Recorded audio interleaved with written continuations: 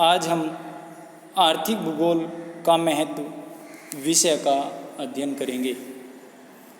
जैसे कि पिछले कुछ समय में आर्थिक भूगोल के विविध पक्षों का बहुस्तरीय विकास हो चुका है, अतः आज का आर्थिक भूगोल विशेष प्रगतिशील विज्ञान है।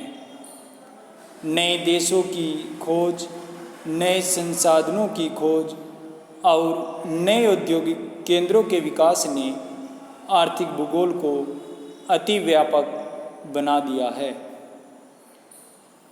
अतः हम कह सकते हैं कि आर्थिक भूगोल मृत विषय नहीं बल्कि एक प्रगतिशील विज्ञान है।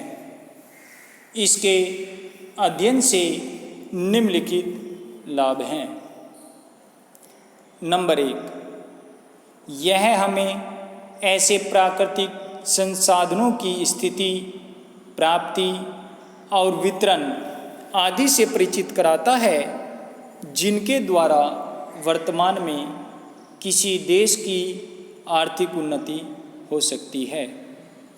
आज के इस युग में जबकि सभी उन्नत व अन्य राष्ट्र प्रगति की दौड़ में आगे बढ़ रहे हैं, यह जानना कि उस देश की उन्नति के लिए कृषि उत्पादों और खनिज एवं ऊर्जा पदार्थों की निरंतर व उचित मात्रा में प्राप्ति के क्षेत्र कौन कौन से हैं, बहुत ही आवश्यक है। ऐसे सभी आधारभूत संसाधनों के उत्पत्ति क्षेत्रों की जानकारी आर्थिक भूगोल के अध्ययन से ही प्राप्त हो सकती है। आर्थिक भूगोल के आधारभूत संसाधनों के अंतर्गत जैसे लकड़ी काटना, मछली पकड़ना, शिकार करना, खेती करना, भोज्य पदार्थ एकत्रित करना, खाने खोदना, उद्योग धंधे चलाना, व्यापार करना, नौकरी करना आदि हैं। अतः इन आधारभूत संसाधनों के उत्पत्ति क्षेत्रों की जानकारी आर्थिक भूगोल के अध्ययन से ही प्राप्त हो सकती है। नंबर 2, किसी देश में पाए जाने वाली प्राकृतिक संपत्ति, वन्य पदार्थ व वन्य प्राणी, कृषि पदार्थ, पालतू जैव जगत, खनिज एवं ऊर्जा पदार्थ का किस विधि द्वारा, कहाँ पर और किस कार्य के लिए उपयोग किया जा सकता है। उदाहरण के लिए किसी भी देश में वन संपत्ति उन्हीं क्षेत्रों में पाई जाती है जहाँ वर्षा के अधिकांश भागों में पर्याप्त गर्मी और वर्षा होती है। जैसे भूमध्य सागरीय क्षेत्रों में अधिक वर्षा तथा गर्मी होती है। भूमध्यसागरीय क्षेत्रों में पूरे वर्ष केवल ग्रीष्म ऋतु होती है, वहाँ पर शीत और वर्षा ऋतु नहीं होती। पूरे वर्ष प्रतिदिन वर्षा होने के कारण इस क्षेत्र में वन संपत्ति अधिक मात्रा में पाई जाती है। यहाँ पर वनों की जो ऊंचाई है वो अत्यधिक होती है और वन एक कैनोपी के रूप में अपना विकास करते हैं। अतः जिन क्षेत्रों में प्रतिवर्ष अधिक वर्षा तथा गर्मी होती है, उन्हीं क्षेत्रों में वन संपत्ति पूर्ण रूप से विकसित पाई जाती है। अतः वहाँ के वनों से प्राप्त कच्चे माल और इमारती लकड़ी के उपयोग से अनेक प्रकार से विकास हो सकता है। मछलियाँ देश के भीतर जलाशयों व नदियों में अथवा कटे फटे छिछले समुद्री किनारों पर अधिक पकड़ी जा सकती है।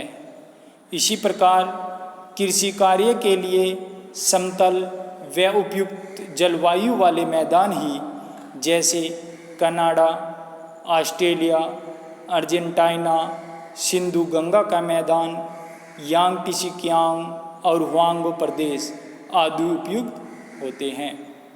जल विद्युत शक्ति उन्हीं क्षेत्रों में विकसित की जा सकती है जहाँ का धरातल ऊंचा नीचा हो और पर्याप्त वर्षा होती हो, तथा ऐसे स्थल घनी आबादी के क्षेत्रों के निकट हो। जैसे भारत के दक्षिणी पठार पर जल प्रपातों के निर्माण प्राकृतिक रूप से होता है, तो उनके जल के द्वारा जल विद्युत उत्पादन करना आसान हो जाता है। दूसरी ओर भारत के उत्तरी भाग हिमालय पर्वतीय क्षेत्रों में सदावाहिनी नदियों के मार्ग को ऊंचाई से बहते हुए जल को अवरुद्ध करके उनके द्वारा जल विद्युत शक्ति का उत्पादन किया जाता है। यानी ऊंचे हिमालय क्षेत्रों से बहने वाली नदियों के जल प्रवाह को रोककर उनके द्वारा जल विद्युत शक्ति का उत्पादन वहाँ पर किया जाता है। इन सब बातों का ज्ञान आर्थिक भूगोल के अध्ययन से ही हो सकता है। नंबर 3, पृथ्वी के गर्भ में कौन से खनिज पदार्थ छिपे पड़े हैं, इसका पता लगाकर वहाँ पर अनेक प्रकार के खनिजों पर आधारित उद्योगों की स्थापना की जा सकती है। आर्थिक भूगोल का अध्ययन इस बात की ओर संकेत करता है कि किन स्थानों पर कौन सा विशेष उद्योग स्थापित किया जा सकता है। उदाहरण के लिए लोहे और इस्पात का उद्योग कोयले की खदानों के निकट, चीनी मिल उद्योग गन्ना उत्पादन क्षेत्रों के निकट तथा सूती वस्त्रों के उद्योग घनी जनसंख्या के केंद्रों के संसाधनों के निकट ही स्थापित किए जा सकते हैं। अन्य उद्योग भी यथासंभव कच्चे माल अथवा शक्ति के संसाधनों के निकट ही स्थापित किए जाते हैं। अतः कच्चे माल के रूप में लोहे और इस्पात उद्योग के लिए कोयले की आवश्यकता होती है। इसीलिए दूसरा, कोयला अधिक भार वाला और सस्ता कच्चा माल होता है, इसीलिए उन क्षेत्रों में लोहे और इस्पात के उद्योग स्थापित किए जाते हैं। इस्पात उद्योग के लिए कोयले के साथ साथ लौह अयस्क की भी आवश्यकता होती है। इसी प्रकार चीनी मिल उद्योग के लिए कच्चे माल के रूप में गन्ना की आवश्यकता होती है, जो गन्ना उत्पादक क्षेत्रों में आसानी से प्राप्त किया जा सकता है। अतः उन्हीं क्षेत्रों में चीनी मिलों की स्थापना की जाती है। सूती वस्त्र उद्योग के लिए कच्चे माल के रूप में कपास की उपलब्धता होती है, परंतु तैयार माल को बेचने के लिए वहाँ पर जनसंख्या का अधिक संकेंद्रण होना आवश्यक है, जिससे कच्चे माल से द्वारा तैयार वस्त्रों को उस बाजार में बेचा जा सके। इस प्रकार उद्योगपतियों के लिए भी आर्थिक भूगोल का विशेष अत्यंत उपयोगी महत्व है। आर्थिक भूगोल के अंतर्गत अगर हम देखें, वेबर के द्वारा दिया गया न्यूनतम परिवहन लागत सिद्धांत इसी रूप में उद्योगपतियों की सहायता करता है उद्योग स्थापित करने में। नंबर 4, आर्थिक भूगोल के अध्ययन से यह ज्ञात तो हो सकता है कि विशेष जलवायु के अनुसार किसी देश की आवश्यकताओं की पूर्ति के लिए कच्चा माल, भोज्य पदार्थ अथवा यंत्र कहाँ से प्राप्त किए जा सकते हैं। इन वस्तुओं को उपभोग केंद्रों तक पहुँचाने के लिए किस प्रकार के विभिन्न परिवहन के साधनों का सहारा लेना पड़ेगा। यदि भारत को अपनी जनसंख्या के लिए खाद्यान्नों की आवश्यकता है, तो निसंदेह यह उसे अर्जेंटीना, ऑस्ट्रेलिया, संयुक्त राज्य अमेरिका या कनाडा से मंगाकर पूरी कर सकता है। व्यापारियों के लिए भी इसका अध्ययन लाभदायक होता है। नंबर 5,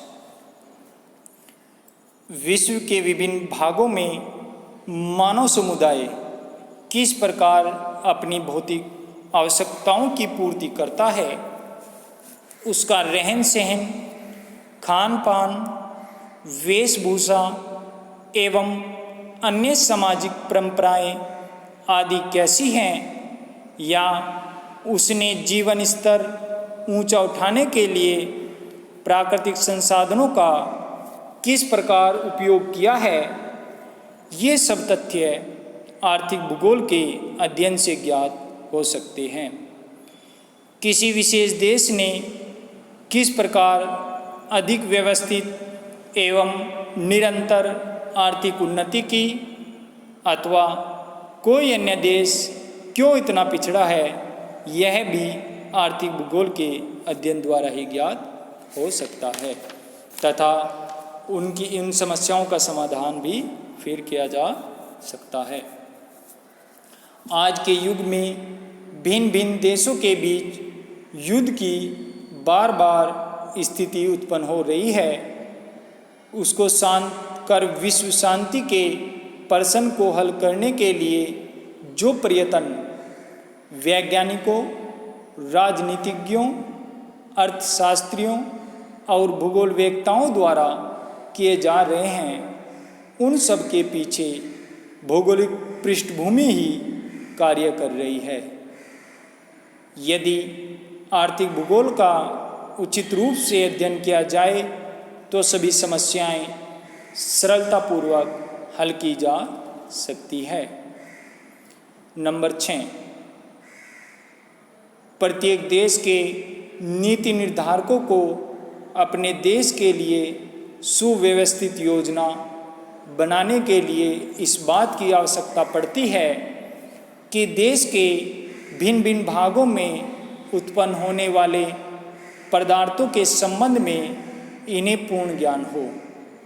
इससे ही वे सरलता से यह निर्णय कर सकते हैं कि देश की प्राकृतिक संपत्ति का किस प्रकार श्रेष्ठ उपयोग किया जाए, देश के किस भाग में कौन कौन से उद्योग धंधों को बढ़ाया जाए, कृषि का उत्पादन कैसे बढ़ाया जाए, बेरोजगारी आदि की समस्याओं को कैसे दूर किया जाए। यह तभी संभव हो सकता है जब वहाँ के विद्वान, राजनेता एवं नीति निर्धारक आर्थिक भूगोल का अध्ययन करें। नंबर 7, आज के युग में वाणिज्य एवं अर्थशास्त्र के विद्यार्थियों के लिए आर्थिक संसाधनों का समुचित ज्ञान होना अनिवार्य है, क्योंकि कोई भी देश इनमें स्वावलंबी नहीं है, आत्मनिर्भर नहीं है। पारस्परिक सहयोग की भावना के बिना न तो व्यक्ति और न ही राष्ट्र का आर्थिक विकास संभव है।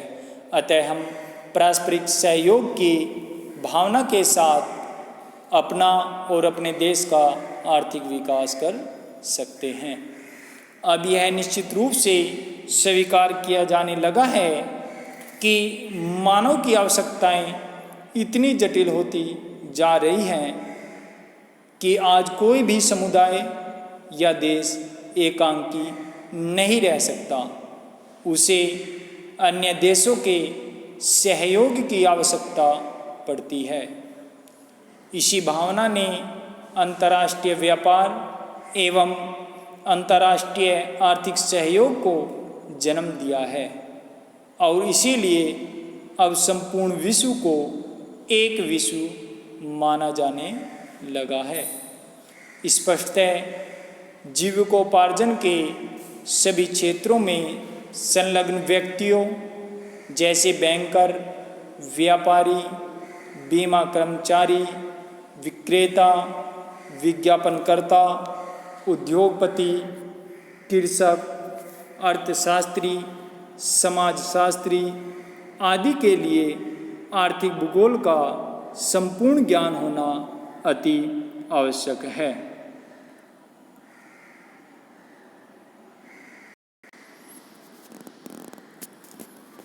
नेक्स्ट टॉपिक है हमारा आर्थिक भूगोल की शाखाएं। आर्थिक भूगोल का क्षेत्र बहुत ही विस्तृत है। इसके अंतर्गत आर्थिक भूगोल की कई शाखाओं का विकास हो चुका है, जैसे संसाधन भूगोल, कृषि भूगोल, औद्योगिक भूगोल, परिवहन भूगोल और वाणिज्य भूगोल आदि। अध्ययन की पूर्णता और गहनता के लिए इसे सामान्यतः निम्न भागों में विभाजित किया जा सकता है। आर्थिक भूगोल की शाखाएं। नंबर 1, संसाधन भूगोल। संसाधन भूगोल पृथ्वी तल पर पाए जाने वाले ज्ञात, अज्ञात, प्राकृतिक एवं मानवीय संसाधनों की खोज, उद्भव, विकास, वितरण, इनमें विद्यमान स्थानिक विभिन्नता, उपयोग, प्रतिरूपों तथा संरक्षण का अध्ययन करता है। इस भूगोल के अंतर्गत पृथ्वी के धरातल पर विस्तृत संसाधनों के वितरण, उपभोग, उपयोगिता एवं संरक्षण के विभिन्न पहलुओं पर भी प्रकाश डालते हैं। मानव की संपूर्ण आर्थिक क्रियाएं जो प्राकृतिक संसाधनों के उत्पादन एवं उपयोगिता में सहायक होते हैं, उनके विवरण का अध्ययन संसाधन भूगोल के अंतर्गत किया जाता है।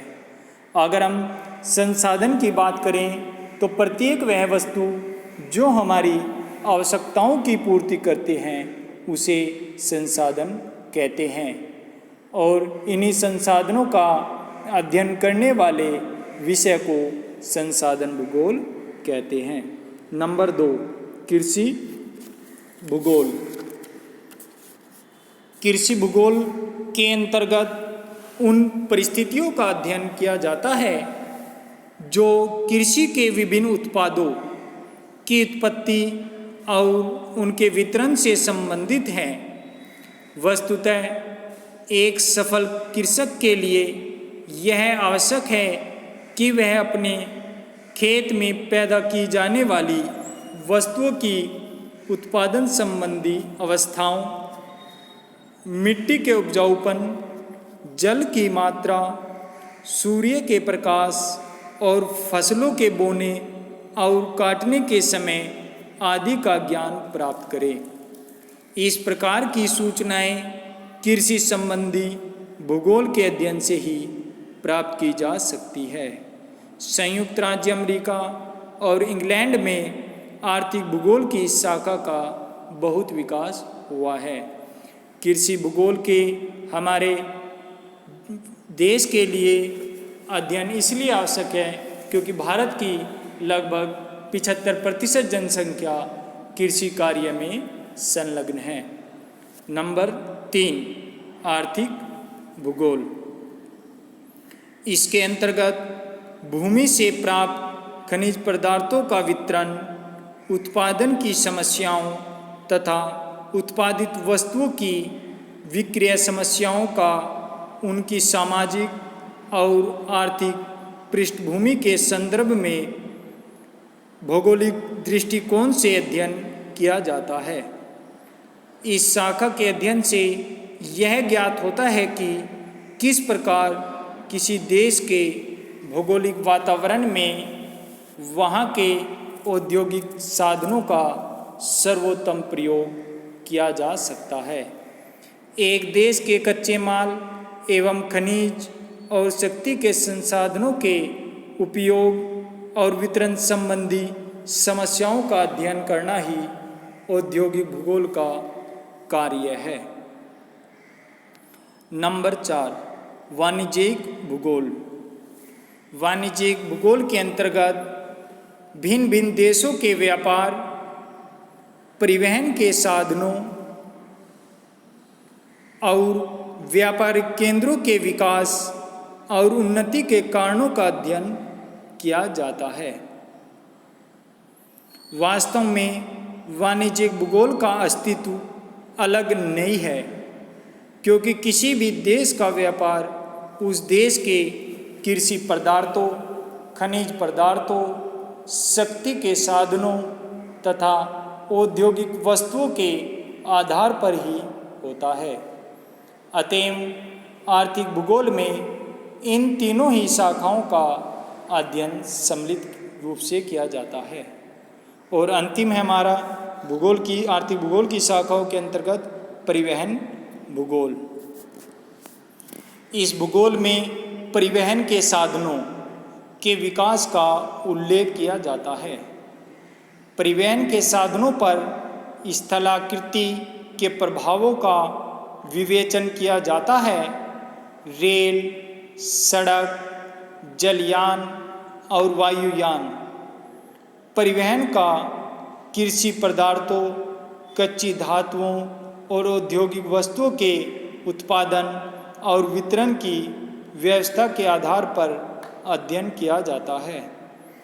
अतएव आर्थिक भूगोल में इन पांचों ही शाखाओं का अध्ययन सम्मिलित रूप से किया जाता है।